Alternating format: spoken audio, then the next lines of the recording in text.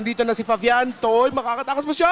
Papasukin nga ba dito ni Fabian? Ilang hits pa pero kulang. Hindi pa sapat. Pwede Grabe! pumasok na rin. Ang dami pero nakawala pa rin. Okay, teka lang. Pinaglaruan itong si Toy at napigyan. Idok naman gustong bumawi. Medyo masakit yung Jowhead. Rins paparating na rin. Ginamit na nga rin dito yung ultimate. Makakatakas nga pa sila. Yeskel tsaka si Witty. Napapaligiran. Nandyan na rin si Dyren. Si Shiki pumasok. Pero lahat pinatumba ng RRQ. May trade na magaganap nga dito. Dyren. Release yung tempo nila pero sobrang calculated. Ito na.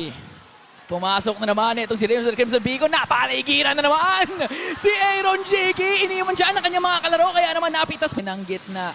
Tingnan natin kung makakadepensa pa ang TLID. Meron pa namang ultimate dito si Yeskel. Pero si Dyren pinag-flicker in kaagad.